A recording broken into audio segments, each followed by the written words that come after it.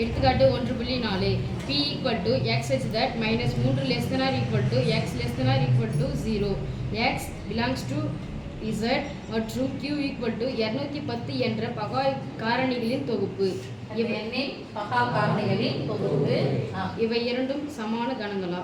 இவை இரண்டும் சமான கணங்களா? இது என்ன முறைன்னு சொல்லுங்க. சர்ச்சி தட் இந்த வார்த்தையெல்லாம் வச்சா என்ன முறை? கணக்கட்டமை முறை. இது விவரித்த இந்த ரெண்டு முறையை நம்ம எடுத்தனா முறையில எழுதணும். ஃபர்ஸ்ட் பட்டியல் முறை. எந்த முறையில எழுதணும்? பட்டியல் முறை. இப்போ p கணம் x இன் மதிப்பு -3 மற்றும் -3 ஐ விட பெரியது. சிறியதா? பெரியது. 0 மற்றும் 0 விட சிறியது. ஓகே?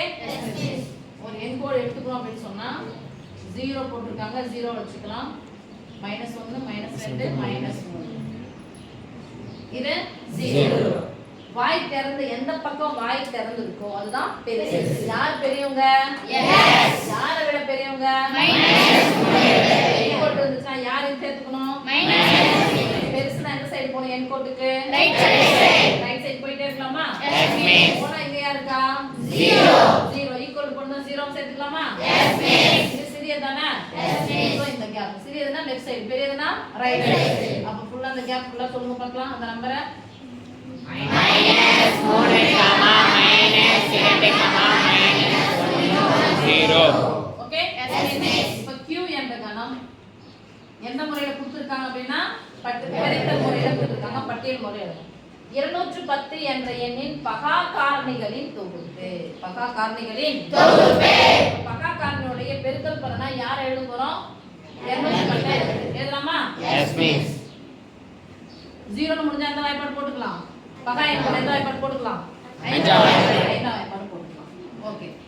ரெண்டு எடுக்காதீங்க, சேர்த்து எடுங்க. 20 ல எத்தனை அஞ்சு இருக்குது? 4 20 மீதி 1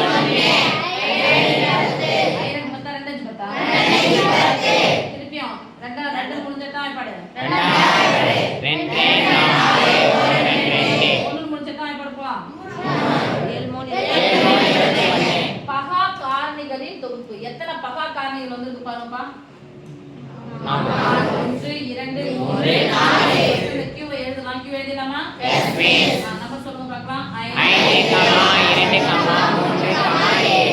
இப்போ நீங்க ஏழு வரிசையில் எழுதினா கூட எழுதிக்கோங்க. இப்போ என்ன கேக்குறாங்கன்னா சமான கணங்களான்னு கேக்குறாங்க. என்ன சமான கணங்கள்? சமகணங்கள், சமான கணங்கள் ரெண்டு வார்த்தை இருக்கு. இதுல இருக்கிற உறுப்பு இதுலயே இருந்துச்சு அப்படின்னா சமகணங்கள். இங்க 5 இருந்தா இங்கே 5, இங்க 2 இருந்தா அங்கே 2, இங்க 3 இருந்தா அங்கே 3, இங்க 7 இருந்தா அங்கேயும் 7. அது மாதிரி தான் சமகணங்கள். சமான கணங்கள்னா உறுப்புகளின் எண்ணிக்கை சமமாக இருக்கணும். உறுப்புகளின் எண்ணிக்கை சமமாக இருக்கணும். எண்ணிக்கை அப்படினு சொன்னா இங்கிலீஷ்ல என்ன சொல்லுவோம்? நம்பர்னு சொல்லுவோம். ரைட்?